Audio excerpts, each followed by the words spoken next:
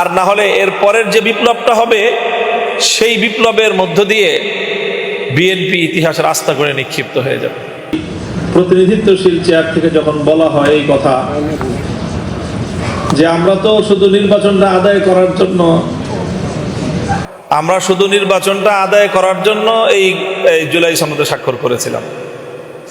আমরা শুধু নির্বাচনটুকু আদায় করার জন্য এতদিন ঐক্যমত্য কমিশনে গিয়েছিলাম।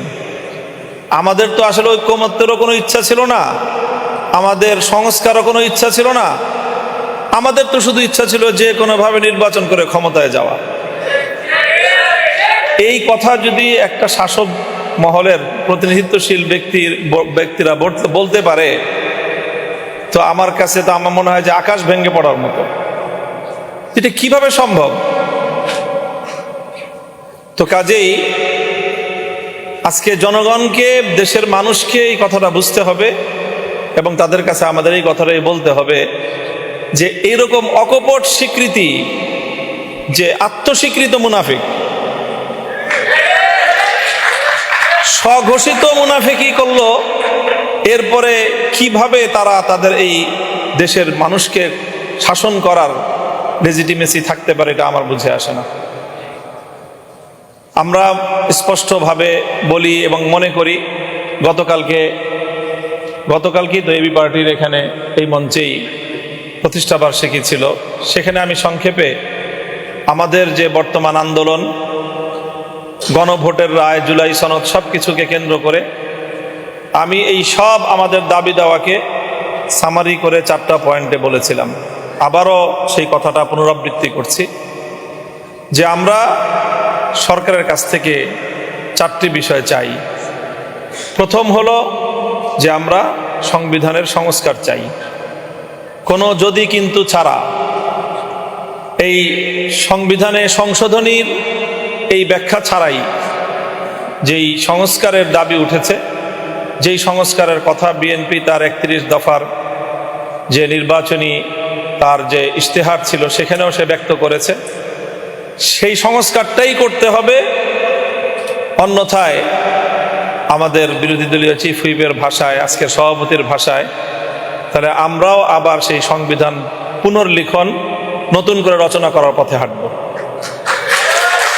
এটা শুধু নাহিদ ইসলামের একার কথা নয়, এটা আমাদের সবার কথা। স্পষ্ট বার্তা বিএনপির প্রতি, যে সংবিধান সংস্কার না করেন আমরা সংবিধান আবার পুনর্লেখন করব ইনশাআল্লাহ।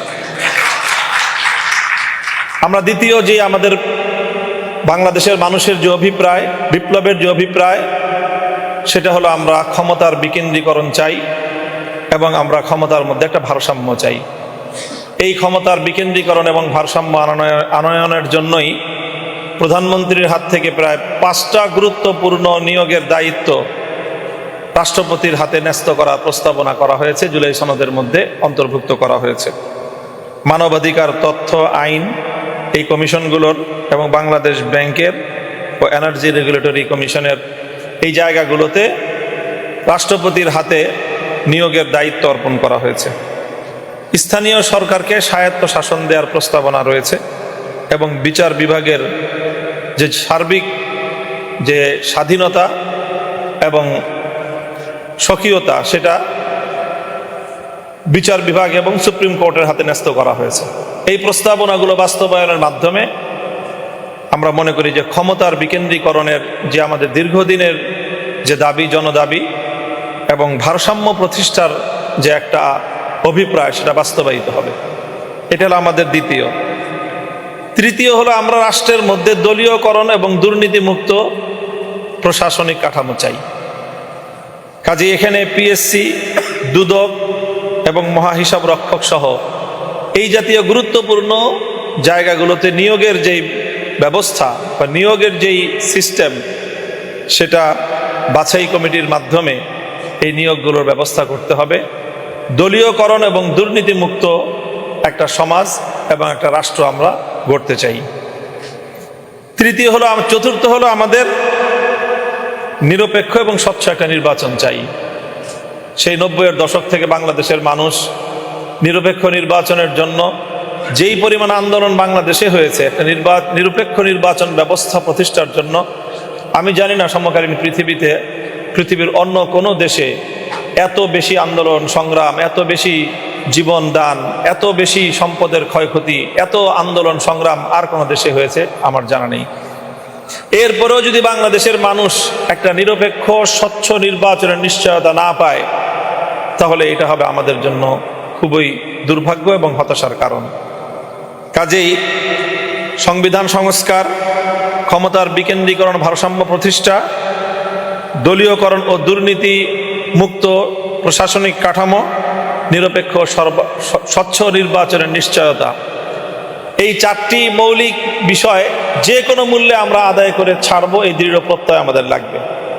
গতকাল এবি পার্টির প্রতিষ্ঠা বার্ষিকীতে বিএনপির নেতৃবৃন্দ উপস্থিত ছিলেন। তারা কেউ কেউ বলেছেন এমন যে আমরা এবার সংস্কার শুরু করি, 25% করি, 30% করি, তারপরে আবার আরেক সরকার এসে আরো 30% করবে, এভাবেই পূর্ণ হবে। সে কথাটা ধরেই বলতে চাই, যদি অনেক দাবি আছে, জুলাই সনদ এবং গণভোটের যে বিষয়গুলি বাস্তবায়ন হওয়ার কথা, দ্বিকক্ষের উচ্চকক্ষ যেই পিআর পদ্ধতিতে হওয়ার কথা, এই সব বিষয়গুলোকে সামনে রেখে জনতার যে মৌলিক চাহিদা, বিপ্লবের যে মূল অভিপ্রায়, একটা সুন্দর স্বচ্ছ এবং নিরপেক্ষ দলীয়করণ মুক্ত, ফ্যাসিবাদ মুক্ত, দুর্নীতি মুক্ত একটি সুন্দর সমাজ বিনির্মাণের পথে আপনারা অগ্রসর হন। এতে আপনাদের মঙ্গল হবে এবং কল্যাণ হবে। আর না হলে এর পরের যে বিপ্লবটা হবে, সেই বিপ্লবের মধ্য দিয়ে বিএনপি ইতিহাসের আস্থা করে নিক্ষিপ্ত হয়ে যাবে। কাজেই আমরা ধীরে ধীরে জাতির কাছে আমাদের বার্তাগুলো পৌঁছানোর মধ্য দিয়ে আমরা বিপ্লবের প্রস্তুতি গ্রহণ করব। আসসালামু আলাইকুম ওয়া রাহমাতুল্লাহ।